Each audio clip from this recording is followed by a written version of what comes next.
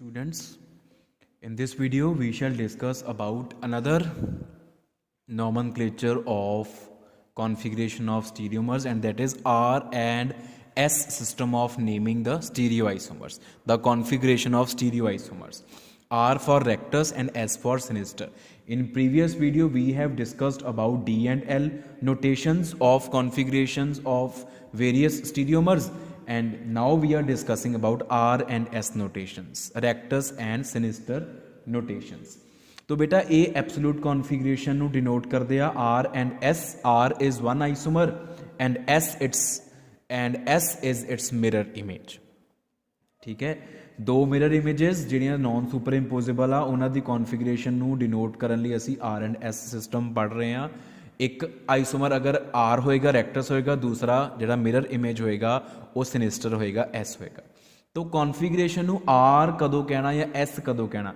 R and S ਦੇ ਵਿੱਚ ਆਈਸੋਮਰਸ ਨੂੰ ਡਿਸਟਿੰਗੁਇਸ਼ ਕਰਨ ਦੇ ਲਈ we have a set of rules. ਸਭ ਤੋਂ ਪਹਿਲਾਂ ਆਪਾਂ ਉਹ ਰੂਲਸ ਜਿਹੜੇ ਆ that set of rules it will be studied by us. ਆਪਾਂ ਪਹਿਲਾਂ ਇਹਨਾਂ ਰੂਲਸ ਨੂੰ ਸਟੱਡੀ ਕਰਾਂਗੇ.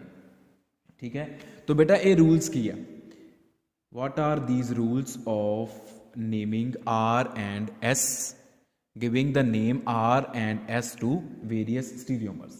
ਤਾਂ ਬੇਟਾ ਸਭ ਤੋਂ ਪਹਿਲਾਂ ਕੀ ਆ ਕਿ ਜਿਹੜੀ ਕਾਇਰਲ ਕਾਰਬਨ ਹੋਏਗੀ ਮੋਲੀਕਿਊਲ ਦੇ ਵਿੱਚ, ਜਿਹੜੀ ਕਾਇਰਲ ਕਾਰਬਨ ਹੋਏਗੀ, ਜਿਹੜੇ ਉਹਦੇ ਅਰਾਊਂਡ 4 ਐਟਮਸ ਜਾਂ ਗਰੁੱਪਸ ਲੱਗੇ ਹੋਣਗੇ, ਆਪਾਂ ਉਹਨਾਂ ਨੂੰ ਪ੍ਰਾਇਓਰਿਟੀਜ਼ ਦੇਵਾਂਗੇ. We will give priorities to the atoms or groups attached to the chiral carbon. ਠੀਕ ਹੈ, ਫਿਰ ਰੂਲ ਆ ਜਾਂਦਾ, ਗੱਲ ਆ ਜਾਂਦੀ ਕਿ ਪ੍ਰਾਇਓਰਿਟੀਜ਼ ਦੇਣੀਆਂ ਕਿੱਦਾਂ ਵਾ. ਪ੍ਰਾਇਓਰਿਟੀਜ਼ ਬੇਟਾ ਕਿੱਦਾਂ ਦੇਣੀਆਂ ਕਿ ਜਿਹੜਾ ਐਟਮ ਕਾਇਰਲ ਕਾਰਬਨ ਦੇ ਨਾਲ ਡਾਇਰੈਕਟਲੀ ਬੌਂਡਡ ਆ, the atom which is directly bonded to chiral carbon, ਉਹਦੇ ਐਟੋਮਿਕ ਨੰਬਰ ਦੇ ਬੇਸਿਸ ਦੇ ਉੱਪਰ ਆਪਾਂ ਪ੍ਰਾਇਓਰਿਟੀਜ਼ ਦੇਣੀਆਂ. ਹਾਈਐਸਟ ਐਟੋਮਿਕ ਨੰਬਰ ਮਤਲਬ ਫਸਟ ਪ੍ਰਾਇਓਰਿਟੀ, ਉਸ ਤੋਂ ਘੱਟ ਐਟੋਮਿਕ ਨੰਬਰ ਮਤਲਬ ਸੈਕਿੰਡ ਪ੍ਰਾਇਓਰਿਟੀ, ਐਂਡ ਸਭ ਤੋਂ ਘੱਟ ਐਟੋਮਿਕ ਨੰਬਰ ਮਤਲਬ ਲਾਸਟ ਪ੍ਰਾਇਓਰਿਟੀ ਹੋ ਗਈ, ਚੌਥਾ ਨੰਬਰ ਹੋ ਗਿਆ. ਪਹਿਲੀ ਪ੍ਰਾਇਓਰਿਟੀ, ਦੂਜੀ, ਤੀਸਰੀ, ਚੌਥੀ on the basis of atomic number. ਸਭ ਤੋਂ ਵੱਧ atomic number, highest atomic number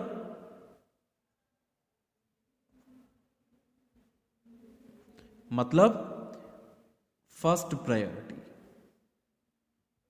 ਜਾਂ ਜਿਹਨੂੰ ਆਪਾਂ ਹਾਈਐਸਟ ਪ੍ਰਾਇਓਰਿਟੀ ਵੀ ਕਹਿ ਸਕਦੇ ਹਾਂ. ਠੀਕ ਹੈ, ਉਸ ਤੋਂ ਬਾਅਦ ਗੱਲ ਆ ਜਾਂਦੀ ਸਾਡੇ ਕੋਲ ਕਿ ਜਿੱਦਾਂ ਫੋਰ ਐਗਜ਼ਾਮਪਲ ਅਗਰ ਆਪਾਂ ਸਿੰਪਲੈਸਟ ਐਗਜ਼ਾਮਪਲ ਦੀ ਗੱਲ, if we take simple example, ਇੱਕ ਆਹ ਕਾਰਬਨ ਆ, ਠੀਕ ਹੈ, ਇਹਦੇ ਉੱਪਰ 4 ਗਰੁੱਪਸ ਲੱਗੇ ਹੋਏ ਆ. ਇੱਕ ਲੱਗਿਆ ਹੋਇਆ ਸਾਡੇ ਕੋਲ ਹਾਈਡਰੋਜਨ, ਠੀਕ ਹੈ, ਇੱਕ ਲੱਗਿਆ ਹੋਇਆ ਕਲੋਰੀਨ, ਇੱਕ ਲੱਗਿਆ ਹੋਇਆ ਬ੍ਰੋਮੀਨ, ਤੇ ਇੱਕ ਲੱਗਿਆ ਹੋਇਆ CH3 ਮਿਥਾਈਲ. ਜਿਹੜਾ ਐਟਮ ਕਾਇਰਲ ਕਾਰਬਨ ਦੇ ਨਾਲ ਡਾਇਰੈਕਟਲੀ ਬੌਂਡਡ ਆ ਉਹਦਾ ਐਟੋਮਿਕ ਨੰਬਰ ਦੇਖਣਾ ਆਪਾਂ. ਹਾਈਡਰੋਜਨ ਦਾ ਐਟੋਮਿਕ ਨੰਬਰ 1, ਠੀਕ ਹੈ, ਆ ਕਾਰਬਨ 7 ਹੋ ਗਿਆ, ਤੇ ਕਲੋਰੀਨ ਬ੍ਰੋਮੀਨ ਹੈਲੋਜਨ ਫੈਮਿਲੀ 'ਚ ਆ ਗਏ. ਤੋ ਹੁਣ ਐਟੋਮਿਕ ਨੰਬਰ ਦੇ ਬੇਸਿਸ ਤੇ ਪ੍ਰਾਇਓਰਿਟੀ ਕਿੱਦਾਂ ਦੇਣੀ ਆ? ਸਭ ਤੋਂ ਵੱਧ ਐਟੋਮਿਕ ਨੰਬਰ ਹੈਗਾ ਬ੍ਰੋਮੀਨ ਦਾ ਚਾਰਾਂ 'ਚੋਂ, ਤਾਂ ਇਹਦੀ ਪ੍ਰਾਇਓਰਿਟੀ 1. ਉਸ ਤੋਂ ਬਾਅਦ ਕਲੋਰੀਨ ਦਾ ਪ੍ਰਾਇਓਰਿਟੀ ਨੰਬਰ 2, ਉਸ ਤੋਂ ਬਾਅਦ carbon 7 priority 3, and hydrogen 1 priority 4, ਸਭ ਤੋਂ ਘੱਟ ਪ੍ਰਾਇਓਰਿਟੀ, ਲੀਸਟ ਪ੍ਰਾਇਓਰਿਟੀ. ਇਸ ਤਰੀਕੇ ਨਾਲ ਆਪਾਂ ਪ੍ਰਾਇਓਰਿਟੀ ਦੇਣੀ ਆ. ਹੁਣ ਇਹ ਤਾਂ ਸਿੰਪਲੈਸਟ ਐਗਜ਼ਾਮਪਲ ਸੀ. ਹੁਣ ਸਮਟਾਈਮਸ ਕੀ ਹੁੰਦਾ ਵਾ ਸਾਡੇ ਕੋਲ, ਨੈਕਸਟ ਰੂਲ ਕੀ ਹੈ ਸਾਡੇ ਕੋਲ,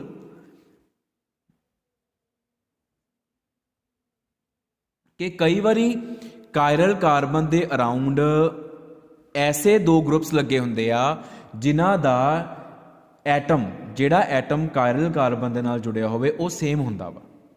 ਦਾ for example we have this molecule.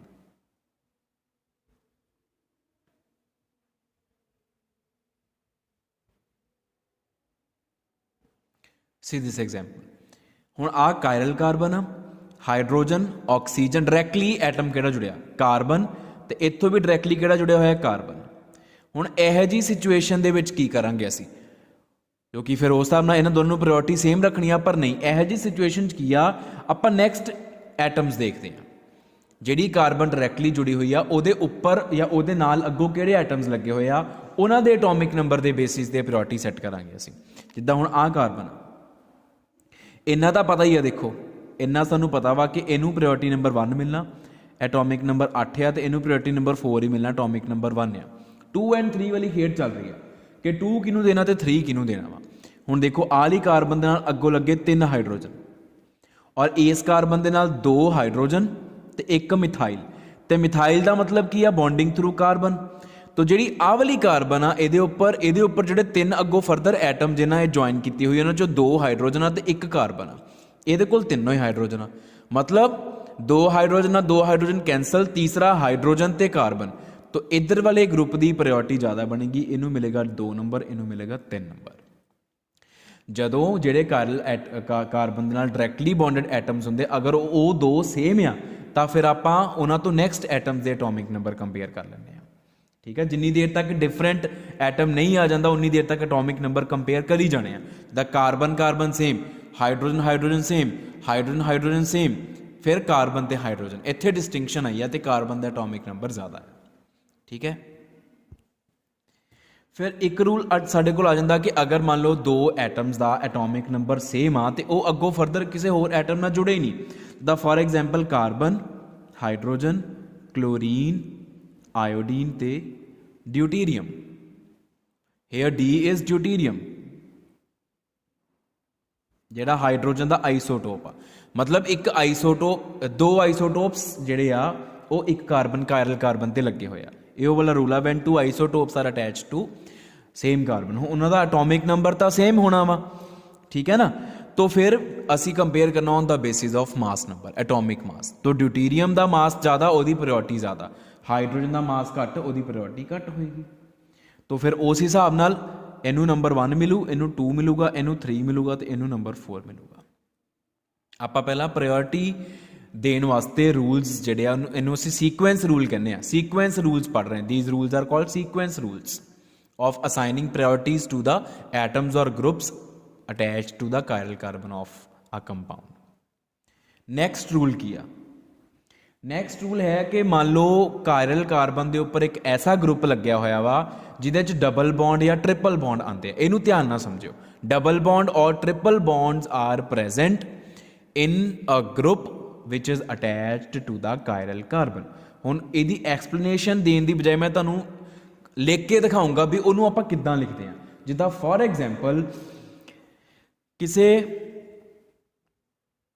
Compound दे विच कायरल कार्बन के उपर आ चीज़ लगी हुई है, this is attached to the chiral carbon, C double bond X, X नूं इत्थे हैलोजन नाल लैके चलो, कोई भी ग्रुप आ मान लो वो, तो double bond is treated as 2 different single bonds. Double bond नूं तुसी 2 सिंगल बॉन्ड्स बना देने, वो किद्दां बनाने, वो इदां बनाने। In RS configuration, RS nomenclature, double bond is considered as 2 different single bonds.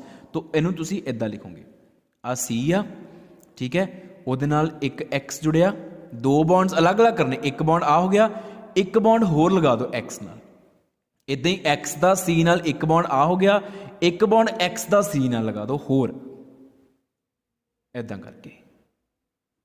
तो आ जिहड़ा X आ ते आ जिहड़ा C आ ये इमेजिनरी एटम्स आ। Imaginary atoms written to assign priority.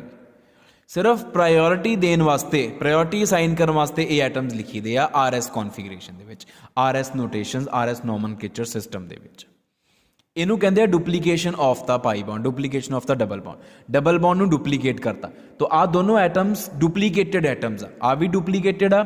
Duplicate का मतलब की हुंदा, झूठा, जिहड़ा फर्जी होवे, रियल ना होवे। आ भी डुप्लीकेट एटम आ भी डुप्लीकेट एटम आ। ठीक है, इदां ही ट्रिपल बॉन्ड मान लो, अगर if there is triple bond C triple bond X, मान लो आ ग्रुप, इनू किद्दां लिखना तुसी, C एक बॉन्ड X दा, triple bond is treated as 3 single bonds. तो कार्बन के ट्रिपल बॉन्ड नू 3 सिंगल बॉन्ड्स बना के और उहदे नाल 3 X लगाते। इदां ही X दा C नाल ट्रिपल बॉन्ड आ, उन्होंने भी 3 सिंगल बॉन्ड्स और 3 C मिलने चाहिए उन्होंने। तो आ वाला आ वाला आ वाला ते आ वाला ये सारे इमेजिनरी एटम्स, ये डुप्लीकेट एटम्स है। या इनू अगर तुसी डुप्लीकेटेड एटम्स इस केस च बोलना फिर इन्हू ट्रिप्लीकेटेड एटम्स कह दो। वैसे otherwise they are duplicate means they are unreal atoms, they are imaginary atoms. इस तरीके नाल डबल बॉन्ड ते ट्रिपल बॉन्ड असीं खोल के लिखते हैं। तो एक चीज़ हमेशा याद रखियो कि इन्हां इमेजिनरी एटम्स की प्रायोरिटी नॉर्मल एटम्स तो हमेशा घट होंदी है। The priority of these imaginary atoms is always less than normal atoms. एक मान लो नॉर्मल कार्बन आ तो एक डुप्लीकेट कार्बन आ तो डेफिनेटली नॉर्मल कार्बन की प्रायोरिटी उपर रखनी है तुसीं डुप्लीकेट कार्बन के मुकाबले। हुण इसे चीज़ दे नाल रिलेटेड असी एक कंपैरिजन करते हैं। मान लो साडे कोल है एक है विनाइल ग्रुप, ठीक है, और एक है साडे कोल आइसोप्रोपाइल ग्रुप। हुण विनाइल ग्रुप की है, दिस इज विनाइल ग्रुप, ठीक है, और आइसोप्रोपाइल ग्रुप आहा होएगा, दिस इज आइसोप्रोपाइल ग्रुप। हुण इन्हां दी आपां प्रायोरिटी कंपेयर करनी है। तो अगर आपां विनाइल ग्रुप की गल करिए, how do we write vinyl group in R S system, इनू आपां किद्दां लिखना वा, कार्बन, ठीक है, ये उपर आ हाइड्रोजन लग्या। हुण इस कार्बन का इस कार्बन के नाल डबल बॉन्ड आ, तो double bond is consider as two single bond. एक कार्बन इत्थे लगूगी और इस कार्बन का एक होर कार्बन के नाल ही बॉन्ड, लेकिन वो डुप्लीकेट कार्बन होएगी। इदां हुण आ वाली कार्बन ये उपर दो हाइड्रोजन लगे आ, वो दो हाइड्रोजन लिखते, और इस कार्बन का इस कार्बन के नाल दो बॉन्ड चो एक बॉन्ड आ हो गया, एक असीं लग करके लिख लिया, इत्थे भी कार्बन, ये भी डुप्लीकेट कार्बन। इनू इदां खोल के लिखना वा। तो अगर मैं आइसोप्रोपाइल ग्रुप की गल करा, if I talk about isopropyl group, this is isopropyl group, how do we write it, ये तो हुण सिंपल खोल के लिखा होया वा, ठीक है। आ हो गया सी, ये या इधरों करके लिखते हैं, आ हो गया सी, आ लग गया इहदे नाल एच, आ सी मतलब आ CH3 ग्रुप हो गया, ठीक है जी। तो इदां ही एक होर CH3 ग्रुप लग्या होया, इनू आपां इदां लिख सकते हैं, देखो आ वाली कार्बन जिहड़ी आ वो आ कार्बन आ असल च। हुण आपां प्रायोरिटी कंपेयर कर रहे हैं इन्हां दो कार्बनस की। Say this is carbon number A and this is carbon B. इन्हां दोनों की आपां प्रायोरिटी कंपेयर करनी आ। मान लो आ भी एक कायरल कार्बन ते लगी है, उसे कायरल कार्बन ते आ भी ग्रुप लग्या। हुण प्रायोरिटी किद्दां कंपेयर करनी है कि इस कार्बन या इस ग्रुप नूं वध प्रायोरिटी मिलूगी कि इस ग्रुप नूं। तो देखो आ कार्बन आ ए, आ कार्बन बी आ। हुण इस कार्बन के उपर एक ते दो, दो कार्बन लगे, इस कार्बन के उपर भी एक ते दो, दो कार्बन लगे आ। ये कोल भी एक हाइड्रोजन आ, ये कोल भी एक हाइड्रोजन आ। तो मतलब हले फिलहाल तो प्रायोरिटी असी सैट नहीं कर पा रहे। ये कोल एक ते दो कार्बन, ये कोल भी एक ते आ दो कार्बन। हुण आपां अगलियां कार्बनस की गल करिए, जिहड़ी आ वाली कार्बन आ, दिस कार्बन, इस कार्बन ते एक दो हाइड्रोजन, तीजी कार्बन। लेकिन अगर तुसी इस कार्बन नूं कंपेयर करो, इस कार्बन नूं देखो, एक दो तीन, तीनों ही हाइड्रोजन, पै गया फर्क। जिथे फर्क पे उत्थे आपां प्रायोरिटी सैट कर लेनी है। जिहड़ी अंडर कंसीडरेशन कार्बन आ, उदू नैक्सट कार्बन ते दो हाइड्रोजन एक कार्बन आ। जिहड़ी अंडर कंसीडरेशन कार्बन आ, उदू नैक्सट कार्बन ते तीनों ही हाइड्रोजन, चाहे इधर देख लो चाहे इधर देख लो, इत्थे फर्क पै गया होया। ਇਹਦੇ ਕੋਲ एक कार्बन एक्सट्रा होगी, ਇਹਦੇ ਕੋਲ ਉਹ कार्बन है नहीं, ਇਹਦਾ मतलब ਇਹਦੀ प्रायोरिटी ज़्यादा होगी। This group will get more priority, ठीक है जी, as compare to isopropyl group. हुण इसे तरीके नाल आपां एक होर कंपैरिजन कर सकते हैं। वो कंपैरिजन है साडे कोल एसीटाइलिनिक ग्रुप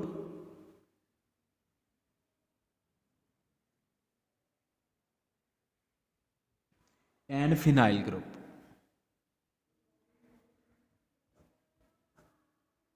एसीटाइलिनिक ग्रुप आ है, this is acetylenic group. and this is phenylic group.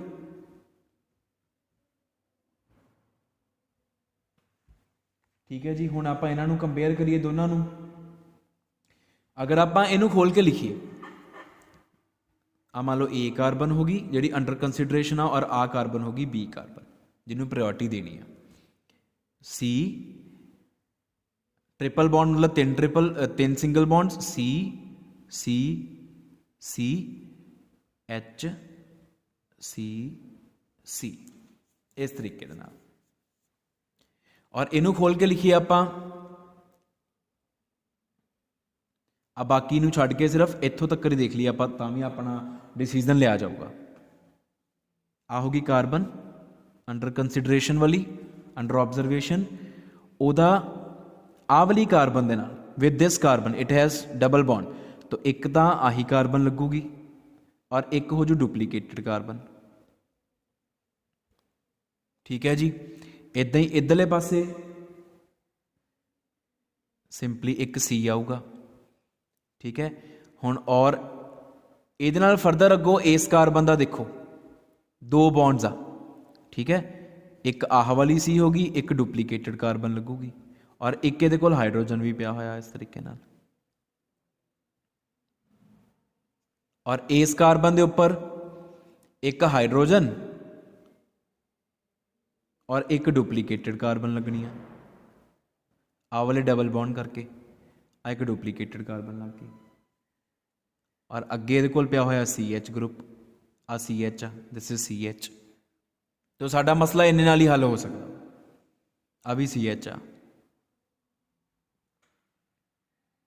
तो आपां इस कार्बन इहदे नाल कंपैरिजन करना। ये बेटा तुहानूं देखण दे विच चीज़ां पता लगी जाऊगी, जिन्नी देर तक तुसीं अपने हत्थी नहीं लिखोगे ना कुछ भी नहीं पता लगना, you will not get anything. Let us compare first carbon, ah first carbon के उपर एक दो तीन तीन कार्बन, फस्ट कार्बन के उपर एक दो तीन तीन कार्बन। ठीक है जी, नैक्सट कार्बनस ते चले जाओ। जदों आपां नैक्सट कार्बनस ते जावांगे, नैक्सट कार्बनस दे विच आपां की देख रहे हैं, देखो जिहड़ी आ वाली कार्बन एसीटाइलीन दी ऑब्जरवेशन वाली कार्बन आ, उहदे उपर तीन कार्बन होर लगियां, और इन्हां तीन कार्बनस चो दो कार्बनस डुप्लीकेटेड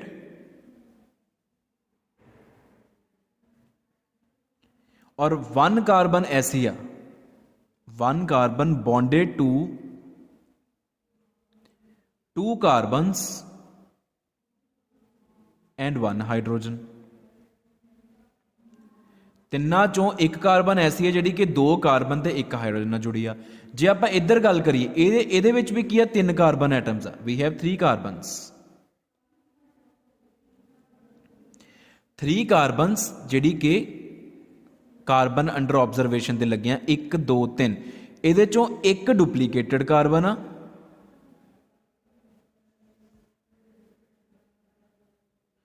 और दो कार्बन ऐसियां वा, two carbons further bonded to two carbons and one hydrogen. देख लो, इन्हां तिन्नां चो दो कार्बन ऐसियां जिते दो कार्बन लगे फर्दर एक हाइड्रोजन, इत्ते भी दो कार्बन एक hydrogen.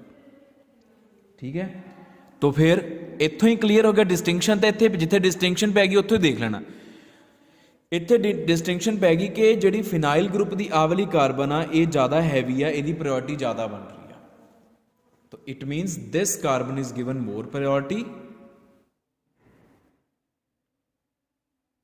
And this is given less priority. तो ये दो बहुत ही डिफिकल्ट सीगे कंपैरिजन जिहड़े आपां डिस्कस कर लिया। हुण तुसीं इन्हां लॉजिक्स के बेसिस ते याद रख सकते हो, और ये लॉजिक अगर किते होर भी लगाने पैन तुसीं लगा सकते हो। इस करके समझाता, अदरवाइज तुहानूं मैं कह सकदा सी भी याद भी कर लो भावें, तो याद करन दी बजाय समझ लो ज़्यादा बैटर आ। और अगर आपां इन्हां चारां दी कंपेयर करिए, विनाइल, आइसोप्रोपाइल, एसीटाइलिनिक ते फिनाइल, तां प्रायोरिटी जिहड़ी आ फिनाइल दी सब तो ज़्यादा होएगी, उस तो घट होएगी एसीटाइलिनिक दी, उस तो घट होएगी इन्हां दोनों दे वारी आ गई, इन्हां दोनों चों फिर विनाइल दी एंड सब तो घट होएगी आइसोप्रोपाइल दी। ठीक है जी, ये तुसी इस ऑर्डर नूं लर्न कर सकते हो। तो ये है बेटा साडे कोल कुछ रूल्स, सीक्वेंस रूल्स। ते after giving the sequence pattern the priority numbers to different groups attach to chiral carbon, उस तो नैक्सट जिहड़े रूल्स हैगे आ वो हैगे आ फिर आर एंड एस किद्दां डिसाइड करना वा, how to decide R and S. तो ये प्रायोरिटी नंबर्स डिसाइड किए बिना असी आर एंड एस नूं डिसाइड नहीं कर सकते। हुण आर एंड एस डिसाइड करन दे विच ये प्रायोरिटी नंबर्स किद्दां हैल्प करदे आ, इस तो बाद फिर आपां हुण वो डिस्कस करांगे। हाँ जी बेटा, after discussing about the sequence rules then we move towards the rules for how to assign R और एस कॉन्फिगरेशन। हुण असीं उस चीज़ ते पहुँच गए भी असीं जिहड़ा आइसोमर आ उहनूं आर बोलना या एस बोलना, तो किहड़े बेसिस ते बोलना। तो अगर बेटा आपां गल कर रहे हैं फ्लाइंग वैज फॉर्मूले दी, if we are talking about flying wedge formula,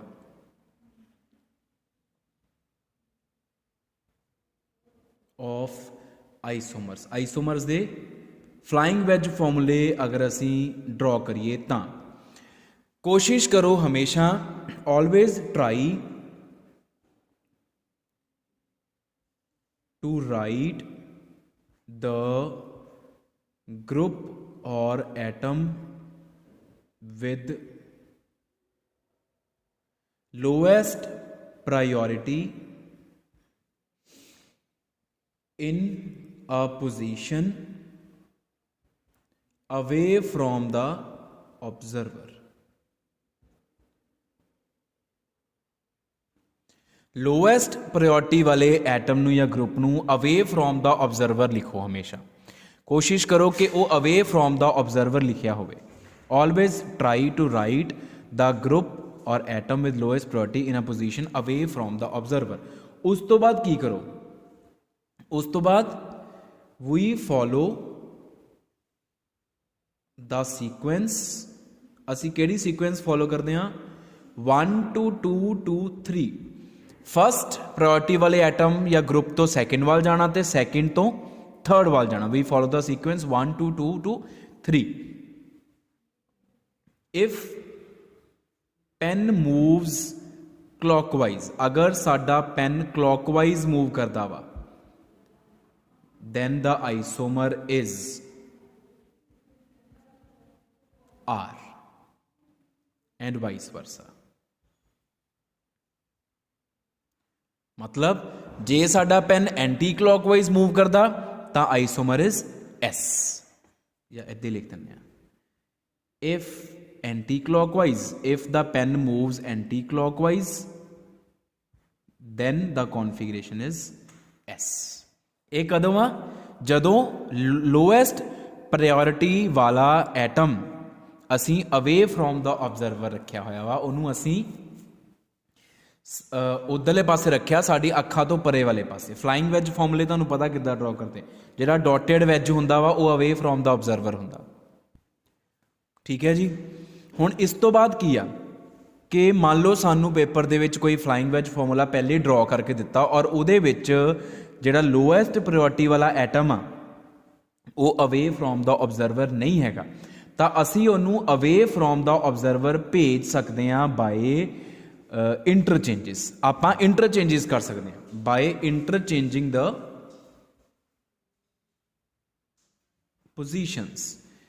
positions ਨੂੰ ਇੰਟਰਚੇਂਜ ਕਰਕੇ ਅਸੀਂ ਲੋਐਸਟ ਪ੍ਰਾਇੋਰਟੀ ਵਾਲੇ ਐਟਮ ਨੂੰ ਅਵੇ ਫਰੋਮ ਦਾ ਆਬਜ਼ਰਵਰ ਭੇਜਣਾ ਵਾ। ਠੀਕ ਹੈ। ਤੇ ਇੱਕ ਤਰੀਕਾ ਹੋ ਸਕਦਾ ਵਾ, ਹੋਰ ਹੋ ਸਕਦਾ।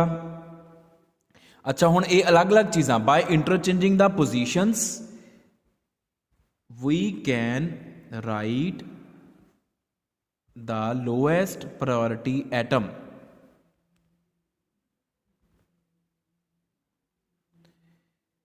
away from the observer।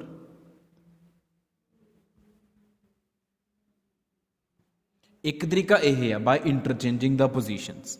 ठीक है। लेकिन ये इंटरचेंज कदों करनी, पोजीशन नूं इंटरचेंज आपां कदों करते हैं, जदों जिहड़ा लोएस्ट प्रायोरिटी वाला एटम आ वो इन द प्लेन पिया होवे, when lowest priority atom is present in the plane. ये कदों करना, but this is done when lowest priority number 4, आप एटम नंबर 4 लिख दें, fourth atom is written in the plane. जे वो प्लेन दे विच लिखिया होया तां आपां इंटरचेंज कर सकते हो पोजीशन नूं, ताकि वो पिछे चला जाए। पर आपां एक चीज़ होर पढ़ी आ कि जदों आपां पोजीशन इंटरचेंज करते हैं, by interchanging the position of any two atoms configuration change हो जाती है, द कॉन्फिगरेशन चेंजिस। मतलब जे मॉलीक्यूल जिहड़ा सानू दे रखिया वा, अगर उहदे च लोएस्ट प्रायोरिटी वाला एटम परले पासे नहीं जा रहा अवे फ्रॉम द ऑब्जर्वर, आपां उहनूं इंटरचेंज करके लैके आए हैं, तां साडी जिहड़ी कॉन्फिगरेशन आ वो चेंज हो जाएगी। तो फिर एक्चुअल कॉन्फिगरेशन किहड़ी होएगी? ऑब्जर्व्ड तो ऑपोजिट। जदों आपां इंटरचेंज करके उहनूं पिछे लै गए तो कॉन्फिगरेशन चेंज होगी, मतलब आर तो एस बन गई। तो फिर अगर एस बन गई है तो एक्चुअल तो आर ही सीगी ना, पहले वाली आर सीगी।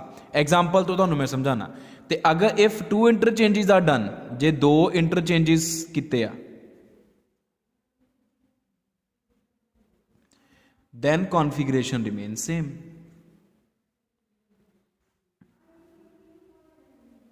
फिर कॉन्फिगरेशन सेम रहती है, ठीक है। फिर एक्चुअल कॉन्फिगरेशन ते ऑब्जर्व्ड कॉन्फिगरेशन सेम होती है, ठीक है जी। हुण एक दा ये रूल हो गया, जदों आपां लोएस्ट प्रायोरिटी वाले एटम नूं अवे फ्रॉम द ऑब्जर्वर लिखिए, तो एक चीज़ होर हुंदी आ, इफ लोएस्ट प्रायोरिटी एटम, तुसी पूरा लिखना, lowest priority atom is towards the observer, जो ऑब्जर्वर वाल आ, towards the observer, then actual configuration is different from the observed configuration. तो जिहड़ी कॉन्फिगरेशन ऑब्जर्व की जाऊगी एक्चुअल उस तो डिफरेंट होएगी। अगर लोएस्ट प्रायोरिटी वाला ग्रुप साडे तो परे जा रहा वा, तो जिहड़ी तुसी ऑब्जर्व कर रहे हो आर या एस, उही एक्चुअल होएगी।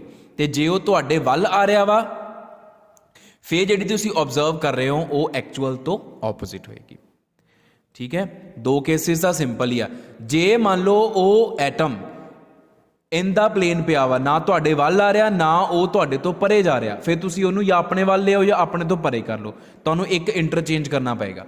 तो एक इंटरचेंज के नाल भी कॉन्फिगरेशन चेंज हो जाती है, ये भी याद रखियो। तो जो ऑब्जर्व्ड होगी वो एक्चुअल तो डिफरेंट होगी। फिर हुण सारा कुछ एग्जाम्पल्स की हैल्प नाल करांगे आपां। एग्जाम्पल्स,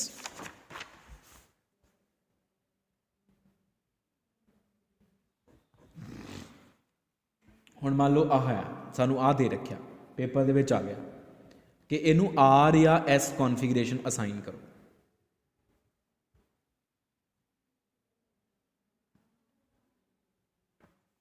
ठीक है। और इत्थे लग्या होया आयोडीन। हुण पहला तो आपां प्रायोरिटी देनी सीक्वेंस रूल फॉलो करके, हुण वो तुहानूं मैं समझा चुकिया।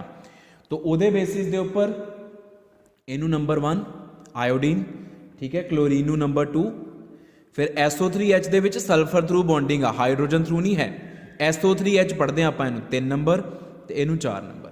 हुण क्योंकि हाइड्रोजन लोएस्ट प्रायोरिटी वाला हो चुका और ये already away from the observer आ, हुण आपां सीक्वेंस किहड़ा फॉलो करना हुंदा? 1 तो 2 तो 3। हुण मैं पहला 1 तो 2 वाल जाऊँगा, फिर 2 तो 3 वाल आऊँगा, तो मेरा पेन एंटी क्लॉकवाइज घूमिया। ਇਹਦਾ मतलब ਜਿਹੜਾ आ गिवन आइसोमर आ, ਇਹਦਾ एक्चुअल या ऑब्जर्व्ड भी सेम ही होना। एक्चुअल कॉन्फिगरेशन इज एस, तो ये एस कॉन्फिगरेशन है ਇਹਦੀ, ठीक है। ਇਹਦਾ नॉमनक्लेचर ਅਸੀਂ एस लिखांगे, ਇਹਦੀ कॉन्फिगरेशन एस होएगी। ਹੁਣ इदां ही ਆਪਾਂ होर एग्जाम्पल करते हैं। मान लो आ साडे कोल एक होर एग्जाम्पल आ, दूसरी एग्जाम्पल आ,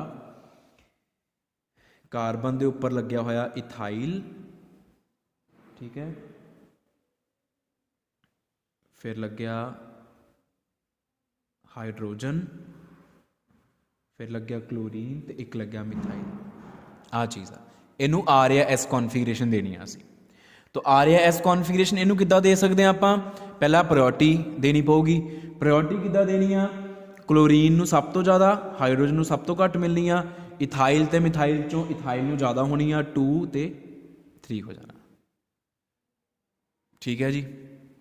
हुण जिहड़ा चौथा नंबर आ लोएस्ट प्रायोरिटी वाला atom is towards the observer, आ वाला रूल लगूगा जिहड़ा मैं आ लिखिया सी, if fourth atom is towards the observer. हुण तुसीं पहला सीक्वेंस फॉलो कर लो 1 2 2 2 3, यू आर गोइंग क्लॉकवाइज। तो ऑब्जर्व्ड कॉन्फिगरेशन केड़ी आ? R, but actual configuration is S. नाल रीजन लिखना because in this isomer the lowest priority atom या ग्रुप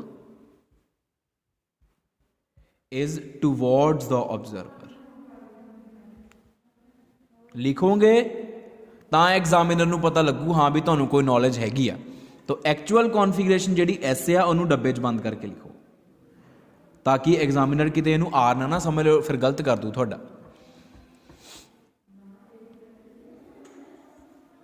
हुण होर कॉन्फिगरेशन किद्दां, होर आपां एग्जाम्पल्स किद्दां कर सकते हैं? मान लो एक एग्जाम्पल साडे कोल सी, ठीक है, H COOH OH and methyl. तो हुण आपां देनी आ प्रायोरिटी, सब तो ज़्यादा मिलनी आ इनू OH नू, क्योंकि directly bonded oxygen atomic number 7 first, इनू मिलनी आ सैकेंड, इनू मिलनी थर्ड तो इनू मिलनी आ फोर्थ। हुण सब तो घट प्रायोरिटी वाला जिहड़ा आ वो इन द प्लेन पिया वा, it is present in the plane. हुण इनू आपां अवे फ्रॉम द ऑब्जर्वर इस पोजीशन ते, तो एक इंटरचेंज करांगे, इंटरचेंजिंग H एंड OH, नीचे ब्रैकेट ले दो कॉन्फिगरेशन चेंजेस। तो साढ़े कोल आ चीज़ आ गई।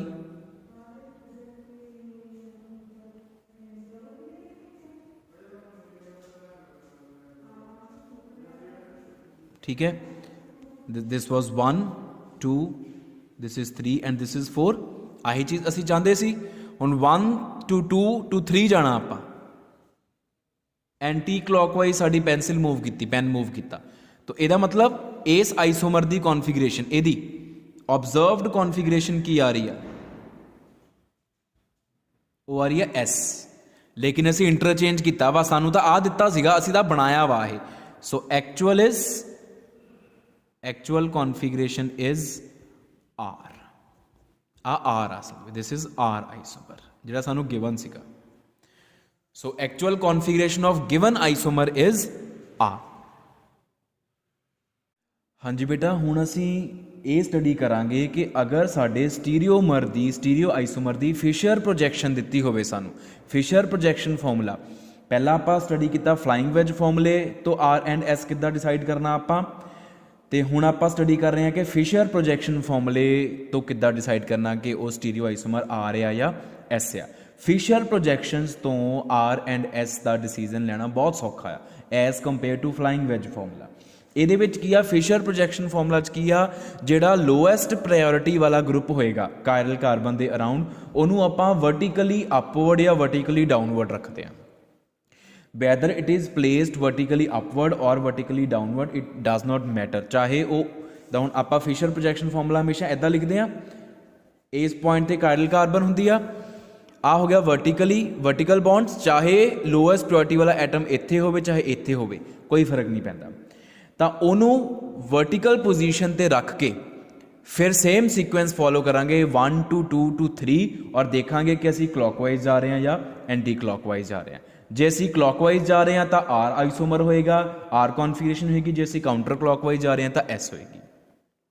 ਤੇ ਅਗਰ ਸਾਡਾ ਲੋਐਸਟ ਪ੍ਰਾਇਓਰਿਟੀ ਵਾਲਾ ਐਟਮ ਜਾਂ ਗਰੁੱਪ ਵਰਟੀਕਲ ਪੋਜੀਸ਼ਨ ਤੇ ਨਹੀਂ ਹੈਗਾ, ਉਹ ਹੌਰੀਜ਼ੋਨਟਲ ਪੋਜੀਸ਼ਨ ਤੇ ਆ, ਜਾਂ ਇੱਥੇ ਆ ਜਾਂ ਇੱਥੇ ਆ, फिर भी ਅਸੀਂ ਆਰ ਐਂਡ ਐਸ ਡਿਸਾਈਡ ਕਰ ਸਕਦੇ ਹਾਂ ਸਿੰਪਲੀ ਉਹਨੂੰ ਇੱਥੇ ਰਹਿਣ ਦਿਓ, ਉਹਨੂੰ ਉਹਦੀ ਪੋਜੀਸ਼ਨ ਨੂੰ ਚੇਂਜ ਕਰਨ ਦੀ ਇੰਟਰਚੇਂਜ ਕਰਨ ਦੀ ਜ਼ਰੂਰਤ ਨਹੀਂ ਹੈਗੀ, ਉਹਨੂੰ ਕੀ ਆ ਉੱਥੇ ਦਾ ਉੱਥੇ ਹੀ ਰਹਿਣ ਦਿਓ।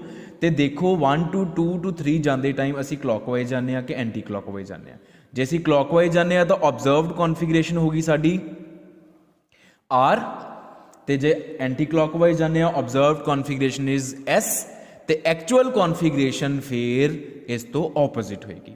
ਇਹ ਉਦੋਂ ਹੋਏਗਾ ਜਦੋਂ ਲੋਐਸਟ ਪ੍ਰਾਇਓਰਟੀ ਵਾਲਾ ਗਰੁੱਪ ਹੌਰੀਜ਼ੋਂਟਲ ਲਾਈਨ ਤੇ ਪਿਆ ਹੋਵੇ, ਜੇ ਵਰਟੀਕਲ ਤੇ ਪਿਆ ਤਾਂ ਓਬਜ਼ਰਵਡ ਕੌਨਫੀਗਰੇਸ਼ਨ ਇਜ਼ ਐਕਚੁਅਲ ਕੌਨਫੀਗਰੇਸ਼ਨ। ਠੀਕ ਹੈ, very simple. Let us do examples. ਤੋ ਮੰਨ ਲਓ ਕਿ ਸਾਡੇ ਕੋਲ ਇੱਕ ਐਗਜ਼ਾਮਪਲ ਹੈ HCOOH OH C6H5। ठीक है, तो आ होगी कायरल कार्बन। तो फर्स्ट नंबर मिलेगा OH ਨੂੰ ਆਕਸੀਜਨ ਐਟੋਮਿਕ ਨੰਬਰ ਦੇ ਬੇਸਿਸ ਤੇ, फोर्थ हाइड्रोजन ਨੂੰ ही मिलेगा। सैकेंड ਦਾ डिसीजन ਲੈਣਾ ਪਏਗਾ ਬਿਕੋਜ਼ ਆ ਫਿਨਾइल ग्रुप आ कार्बोक्सिलिक एसिड ग्रुप आ, कार्बन कार्बन तो बॉन्डिंग आ।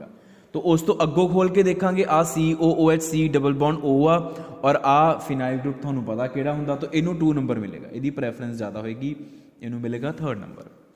तो हुण क्योंकि आप हुणे पढ़ के आए हैं कि जो लोएस्ट प्रायोरिटी वाला ग्रुप आ वर्टिकल लाइन पर होना चाहिए and it is upon the vertical line.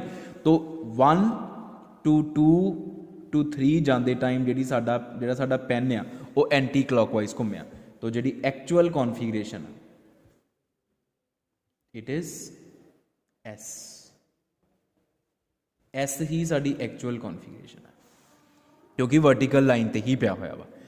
ठीक है, तो इतने नीचे लिख देना because the lowest priority group is present upon vertical line, so observed configuration is the actual configuration. ठीक है, another example we have CH double bond CH2 C2H5 HCOOH। हुण इहो ਜਿਹੇ केसिस प्रायोरिटी सिलेक्ट करना थोड़ा डिफिकल्ट होंदा, otherwise तो बहुत सौखा है, तुसी गलती जिथे भी करनी है वो प्रायोरिटी सिलेक्ट करने ते गलती करनी है, तो वो ध्यान नाल सिलेक्ट करनी। Hydrogen is always given number 4 because atomic number 1 सब तो घट इहदा ही हुंदा। Carbon through bonding carbon through bonding carbon through bonding, इनू 2 नंबर मिलेगा because this is C double bond O, तो double bond is equal to 2 single bonds, तो कार्बन दे नाल 2 ऑक्सीजन लग जाने, तो ऑक्सीजन का एटॉमिक नंबर ज़्यादा आ। ठीक है, तो इनू 2 नंबर मिलेगा। इन्हां दोनों दे विचों इनू आपां नंबर 3 देवांगे और इनू आपां नंबर 4 देवांगे बिकॉज जदों डबल बॉन्ड खुलूगा उदों कार्बन दे नाल नंबर ऑफ कार्बन ज़्यादा होणगे as compare to this ethyl group. तो हुण देखो लोएस्ट प्रायोरिटी वाला एटम हॉरिजोंटल लाइन ते आ, तो इनू वर्टिकल लाइन ते लियाउण दी बजाए आपां उद्दां ही चल के देखिए। बेटा गलती होगी इत्थे, आ नंबर 1 ते जाऊगा, this will be number 1, this will be number 2 and this will be number 3। Numbering लिखन च गलती होगी, जो लॉजिक दे रहे हैं लॉजिक सारे सेम ही है। हुण 1 to 2 to 3 1 to 2 to 3 we have moved, our pen has moved anti-clockwise, so observed configuration is S, लिखना भी दी, but since the lowest priority group is present at horizontal line, therefore actual configuration is R, actual configuration R होएगी। तो ये वाले rule तुहानू दसे Fischer projection तो stereoisomer की कॉन्फिगरेशन लिखना बहुत सौखा है as compare to flying wedge. Flying wedge विच भी सौखा वा, ये उस तो ज़्यादा सौखा मैनू परसनली लगता वा। हुण अच्छा तुसी फ्लाइंग वैज तो भी सीख लिया, फिशर तो भी सीख लिया, एक तरीका होर हो सकता कि तुहानू पेपर दे विच फ्लाइंग वैज दिता होवे, तुसी उहनू फिशर च कन्वर्ट कर लो तो ज़्यादा ईजी रहोगे। वो किद्दां, you are given any flying wedge formula, कोई फ्लाइंग वैज फॉर्मूला तुहानू दिता होवे, तुसी उहनू फिशर दे विच कन्वर्ट करके तो ਉਹਦੀ ਜਿਹੜੀ ਕੌਨਫੀਗਰੇਸ਼ਨ ਆ ਚੈੱਕ ਕਰ ਸਕਦੇ ਹੋ। ਜਿੱਦਾਂ ਫॉर एग्जांपल ਆਪਾਂ ਕਰਕੇ ਦੇਖ ਲੈਂਦੇ ਹਾਂ ਕਿੱਦਾਂ ਹੋਊਗਾ। ਮੰਨ ਲਓ ਕਿ ਆਹ ਦੇ ਰੱਖਿਆ ਸਾਨੂੰ C2H5 CH3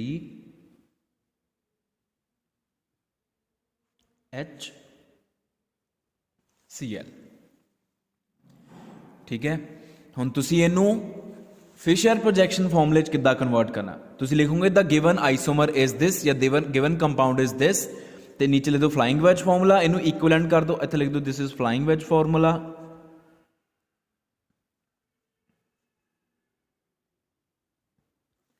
तो हुण आपां इहदा लिखांगे फिशर फॉर्मूला।